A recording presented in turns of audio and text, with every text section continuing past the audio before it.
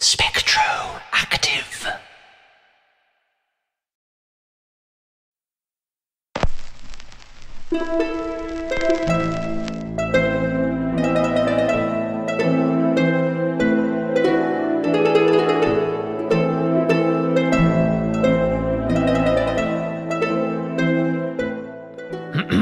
Hello. Good morrow, good wind, good speed, and good megahertz. May we bid you a socially compromised welcome to Spectroactive, the show that sifts through the bits, bytes, slots, and sockets of super-evolutionary silicon with the aim of separating passing trends from semi-passable gimmicks, only to career catastrophically off course into a quagmire of contentious conjectures, invariably compounding our audience's confusion.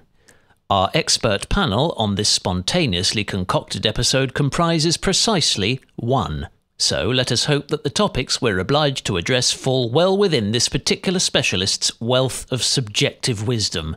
Terminal tech tinkerer Henry Halsworth, how fares your irredeemably cantankerous self? Well enough, thank you. All the better knowing that I can finally have carte blanche to present the plain facts and that no other so-called expert can tarnish them with unfounded opinions. By which you mean those conspicuously absent here today? I do indeed.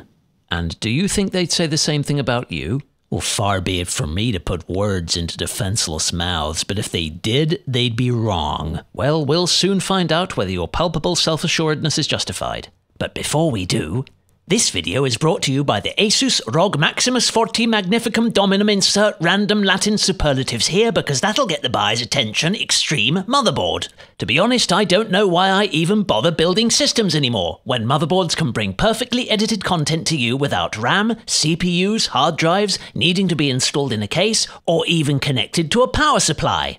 Seriously, it just sprouted arms and hands straight after I unboxed it, sat down in my swivel chair, fired up the editing software, and voila, it quite literally brought the video to you. If you're interested in acquiring one to facilitate your own creativity, please click on the dead link in the description below to discover that it was discontinued last week. Now, our immediate appeal for assistance comes from this side of the pond. Sophie Summers in Western Supermare, who writes, Western Supermare? Correct. Is there an Eastern Supermare? No. Sophie Summers inquires, I've been using a daddy-donated pre-built HP Pavilion PC for nearly 5 years, but, like its donator, it is now showing serious signs of age, LOL. Thanks to YouTube's thriving community of enthusiasts, I'm now about to take the plunge into DIY. Wish me luck. Exclamation mark, exclamation mark, exclamation mark, exclamation mark, exclamation mark. The £1,000,000 question is, should I go with Intel or AMD? From what I've heard and read, the blue team still tops the gaming tree, but Camp Crimson more than compensates when it comes to resource-intensive multitasking. I'll be doing a combination of both, including AV production and photo editing for our family firm, along with regular live streams of me reacting to the reactions of people reacting to me playing Microsoft's Flight Simulator 2020. LOL. Thanks in eager anticipation, keep up the great work. Okay, so I'm guessing the family firm probably doesn't relate to the AV production, which is likely to be a personal lifestyle vlog or a solo album in progress, and aside from selfies, the photo editing will be strictly limited to images of cats, sunsets, and cake. Since no budget is mentioned, I'd also imagine that the funds are coming from mom and dad's bank account. Do you think you could try putting your bitter cynicism behind a paywall? Oh, don't worry, I have. This is the tactful version of me. Of course it is. So do you have a recommendation, or must this masterclass of presumptuousness persist? Well, I think she's answered her own question. Unless first-person shooters and FPS are the essence of your soul, there's no logical reason to favor blue over red. AMD has multi-threaded workloads well and truly stitched up. They deliver superior performance and power efficiency chip for chip, and the form book is showing no signs of a surprise twist in light of Intel's ongoing fabrication problems. But what about QuickSync for accelerated video encoding? Couldn't that be an equalizer? Nothing that a half-decent NVIDIA graphics card couldn't surpass with NVINC. which is now supported by Blackmagic's DaVinci Resolve Studio, Sony Vegas, and Adobe Premiere, and also provides better quality for live streaming. Okay, any guidance on components? Yeah, we've covered a ton in the previous episode for both upper mainstream and high-end desktop builds. Again, with no price limit, I can't determine the biggest bang for the buck for this specific use case, but any of the 3 new Ryzen XT processors and a respectably appointed X570 motherboard, ASRock's Pro 4 for example, with at least 32 gigs of 3200 MHz RAM will leave enough loose change for a staycation and flexibility for future upgrades. You want to go with a Threadripper? Then the 3970X will happily render 4K content with half its cores and juggle 50 browser tabs with the rest, though upping the memory to 64 gigs would be advisable given the architecture's quad-channel capability, and the TRX 40 Design Air from Gigabyte would make the perfect host if you're seeking the full synergy of features, but by forfeiting onboard Wi-Fi and Thunderbolt 3 you could save around $200 by opting for Asus's TRX 40 Prime Pro S. What about the B550 chipset? Yeah, that might shave off another $50, but is it really worth sacrificing a 4th gen PCI Express and M2 slot for? The B550, and for that matter the A520, only really makes sense for carbon-conscious users looking to scale down their entire spec by pairing them with a 3100 or 3300X and offset their investment against a leaner energy bill. But the penalty of limiting your upgrade path will prove more costly in the long run. In your opinion? I deal solely in facts. Indeed. But just those that chime with your opinions. Is there another kind? Let's move on. Wouldn't it be better to hold fire until Zen 3? Well, she's already waited 5 years. We know both the existing platforms are going to support the next processors. Any refreshed chipsets won't bring a game changer to the table, so delaying any longer is worthless. Hanging out for new tech is like expecting the perfect wave. The next one's bound to be bigger, but by the time it arrives, all your buddies will be partying on the shore. So why not just surf for the moment? The sailing with the tides of technology can't leave you stranded. Is that a fitting metaphor? Yeah. These days it's increasingly rare, unless you're a super early adopter, or can't resist anything with a Google logo. So what about Intel options?